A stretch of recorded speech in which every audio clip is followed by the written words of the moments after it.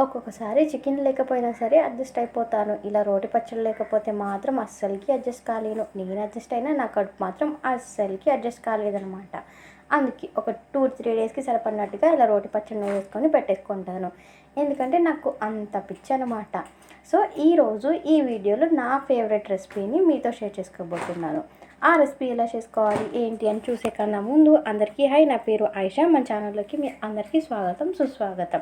మీరు కనుక ఈ ఛానల్ని ఫస్ట్ టైం చూసుకుంటుంటే అయితే మీకు నచ్చితే ఖచ్చితంగా ఫాలో చేసుకోండి. ఇప్పుడు స్టవ్ ఆన్ చేసుకొని చిన్న బాండిని పెట్టేసుకొని దాంట్లోకి మెంతులు, జీలకర్ర, అలాగే కొన్ని ధనియాలు, ఎండుమిర్చి ఆయిల్ లేకుండా మంచిగా ఫ్రై చేసేసుకోవాలన్నమాట. ఫ్రై చేసుకున్న తర్వాత అదే బాండిలోకి ఇంకొంచెం ఆయిల్ వేసుకొని ఒక మీడియం సైజు ఉన్న కప్పుతో టమాటాలు తీసేసుకోవాలి. కరివేపాకు, కొత్తిమీర, పుదీనా, కొంచెం పసుపు వేసుకొని అసలు టమాటాలో ఉన్న వాటర్ చెమ్మంతా పోయి ఆయిల్ పైకి వచ్చేంత వరకు మంచిగా సిమ్లోనే ఫ్రై చేసేసుకోవాలి. ఇది మీరు మిక్సీకి వేసుకున్నా ఓకే, లేకపోతే రోట్లో అయినా రుబ్బేసుకోవచ్చు. నాకు మా అమ్మమ్మ ప్రేమగా పంపించిన ఈ చిట్టి రోల్లోనే నేను అన్ని పచ్చళ్ళు చేసుకుంటున్నాను.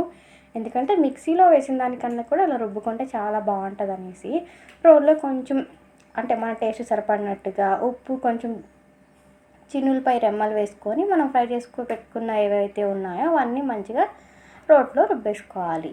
సగం పచ్చడి నూరేసుకున్న తర్వాత లాస్ట్ కొద్దిగా పచ్చడిలో మాత్రం ఒక పెద్ద సైజు ఉన్న ఆనియన్ని మాత్రం మంచిగా దంచి వేసేసుకోవాలి. ఎందుకంటే ఈ హోల్ పచ్చడికి టేస్ట్ అంటే ఆ ఆనియనే. మీరు నిజంగా చెప్తే నమ్మరు, కానీ నేను నార్మల్గా చేసేటప్పుడు కన్నా కూడా ఇప్పుడు ఈ వీడియో తీసేటప్పుడు చేసే రెసిపీ అంత టేస్ట్గా వచ్చిందంటే నాకే ఆశ్చర్యం వేసింది. నేను ఇదేం ఫస్ట్ టైం కాదు చేయడం ఈ పచ్చడి అనేది, చాలా టైమ్స్ చేశాను, కానీ టేస్ట్ ఈసారి బాగా కుదిరింది. దీంట్లోకి నేనైతే మసాలా ఆమ్లెట్ వేసుకుంటున్నాను. అండ్ ఏంటి ఆయిల్ అలా ఉంది అనుకోకండి, దానికి ముందే మా ఇంట్లో వాళ్ళకి అప్పడాలు వేయించాను, అది కొంచెం ఆయిల్ నేను ఆమ్లెట్ వేసుకుంటున్నాను అనమాట. ఇప్పుడు ఆయిల్లోకి కొంచెం అల్లం వెల్లుల్లి పేస్ట్, కొంచెం శనగపిండి, మినిమం స్పైసెస్ అన్నీ యాడ్ చేసేసుకోవాలి. అది కొంచెం ఫ్రై అయిన తర్వాత నేను 2 ఎగ్స్ని మంచిగా బీట్ చేసి వేసుకున్నాను. ఎందుకంటే కొంచెం ఫ్లఫీగా వస్తుంది ఆమ్లెట్ అనేది.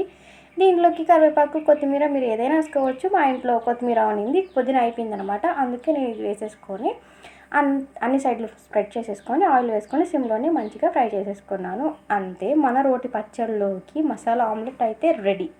మీకు రెసిపీ నచ్చిందా? అయితే మీ కిచెన్లో ఖచ్చితంగా ట్రై చేసి మీరు తిని టేస్ట్ ఎలా ఉందో నాకు చెప్పండి. ఇప్పుడైతే నేను చేసిన రెసిపీని తినడానికి వెళ్ళిపోతున్నాను. ఇంకొక వీడియోతో మళ్ళీ వస్తా.